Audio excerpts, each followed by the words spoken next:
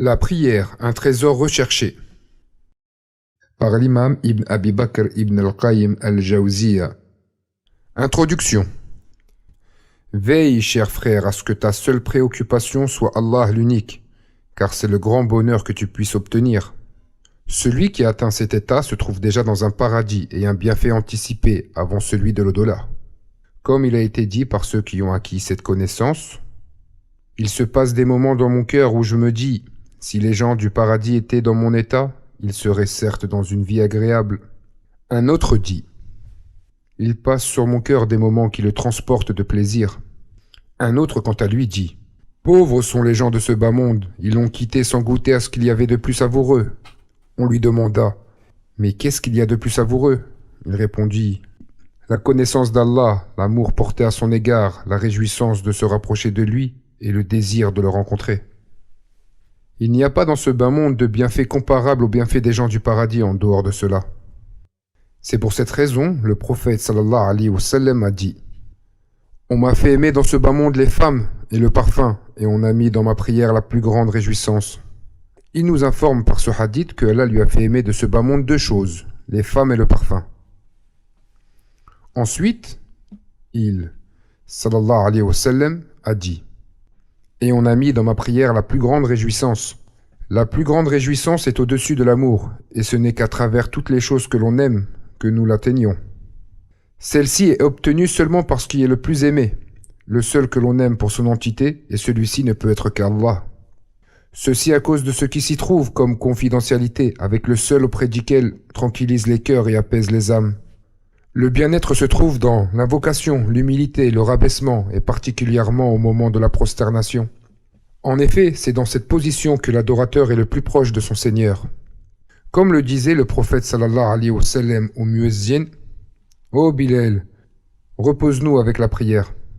Ceci indique que le repos du prophète sallallahu alayhi wa sallam se trouvait dans la prière, de même que sa plus grande réjouissance. Comme tout cela est bien loin de la parole de celui qui dit « Venez, prions pour être débarrassés de la prière ». La personne aimant vraiment Allah trouve son repos et sa réjouissance dans la prière, alors que l'inconscient et celui qui s'est détourné n'ont rien de tout cela. Bien au contraire, la prière est un poids énorme et très difficile pour eux. Dès qu'ils commencent à prier, c'est comme s'ils étaient debout sur des braises ardentes, jusqu'à ce qu'ils la terminent.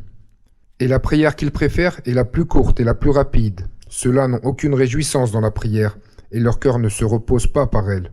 Et si le serviteur attend la plus grande réjouissance par une chose et que son cœur se repose à sa rencontre, alors rien ne lui sera plus difficile de s'en séparer. En revanche, celui qui doit faire la prière mais dont le cœur est vide du rappel d'Allah et de l'au-delà, qui a été éprouvé par l'amour de ce bas monde, la prière sera la chose la plus difficile pour lui.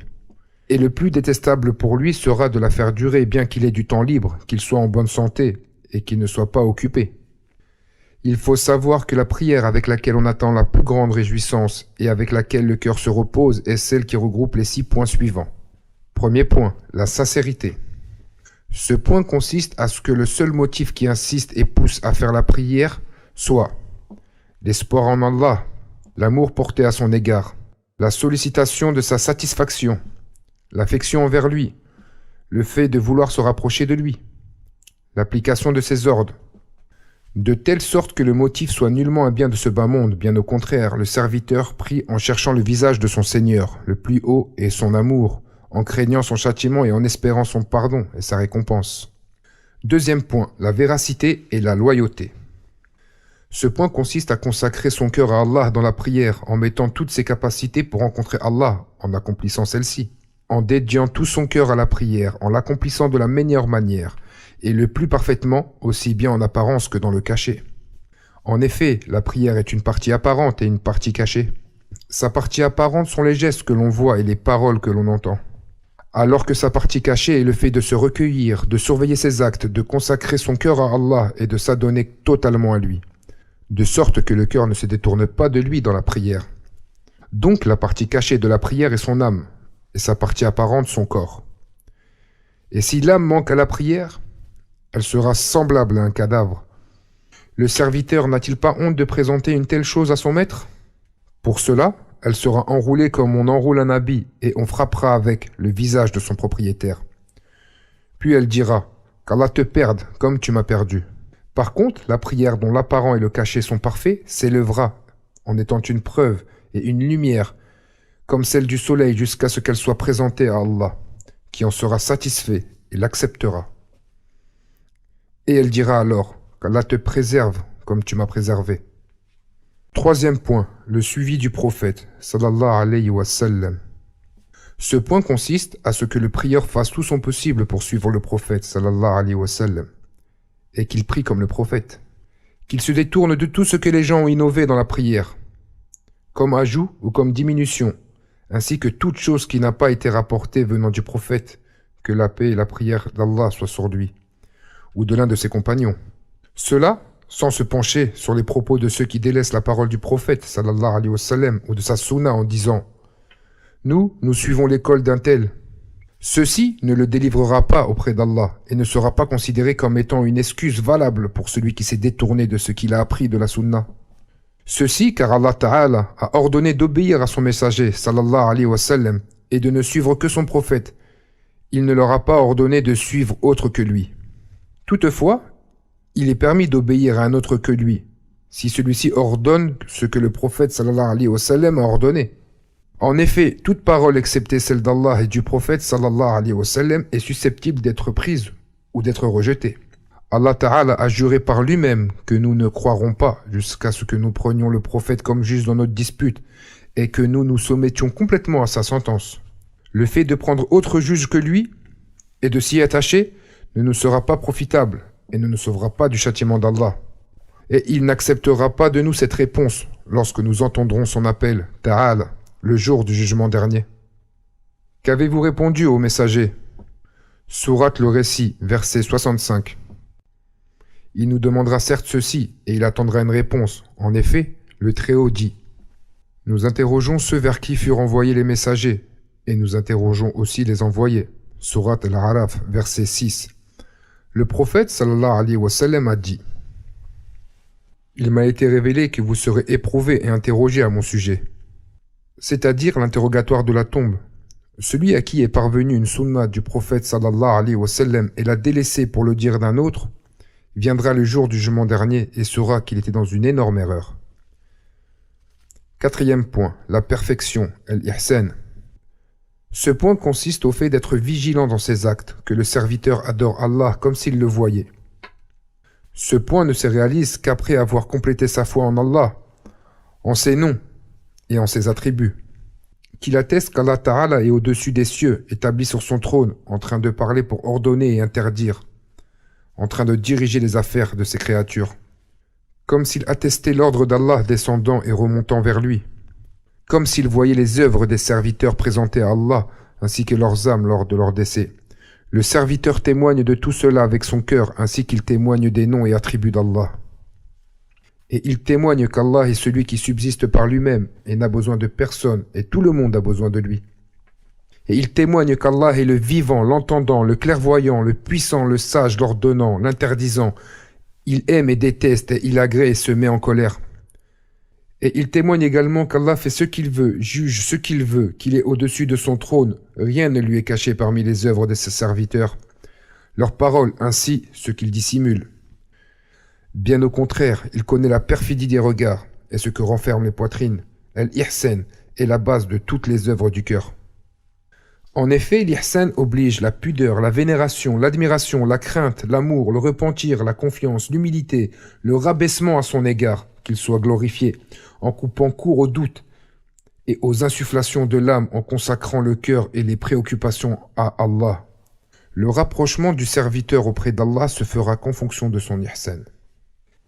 Et par ceci, la prière se différencie à un tel point qu'il arrive que la distance entre la prière de deux hommes soit aussi grande que celle qu'il y a entre les cieux et la terre. Alors qu'ils se tiennent debout, s'inclinent et se prosternent exactement de la même manière. Cinquième point, la faveur.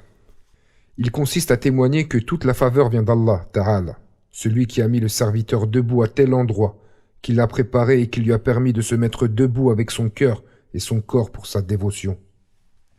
Et sans Allah, Ta'ala, il n'y aurait rien eu de tout cela. Comme le souligne ces vers que le compagnon récitait devant le prophète, sallallahu alayhi wa sallam.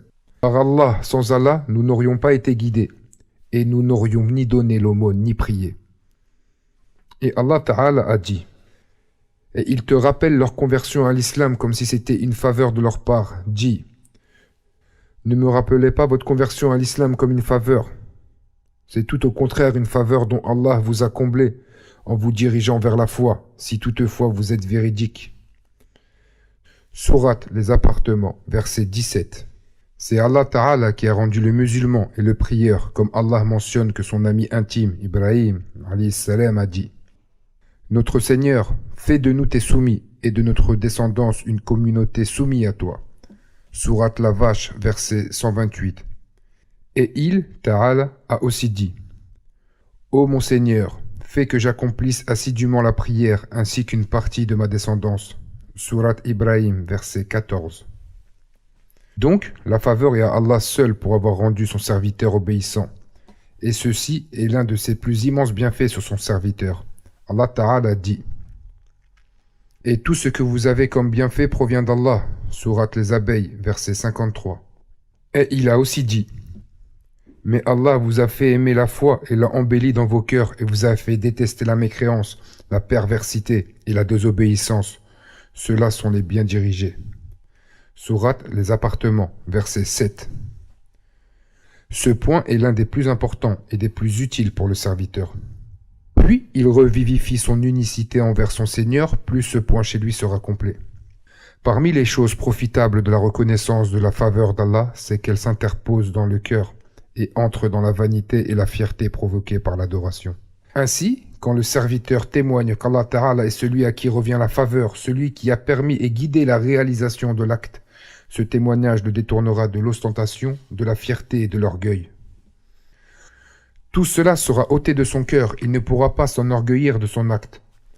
Cela sera aussi ôté de sa langue, il ne rappellera pas aux gens ses actions, et avec, il ne se gonflera pas d'orgueil. Cela sont les caractéristiques de l'action acceptée par Allah. 6e point, le manquement. Certes, même si le serviteur a fait tous ses efforts et tout son possible, il aura quand même un manquement. Le droit d'Allah sur lui est supérieur à ce qu'il fait. Ce qu'il doit présenter comme obéissance, adoration et servitude doit être largement supérieur à cela. Son immensité et son excellence Ta'ala exigent une adoration qui lui convienne.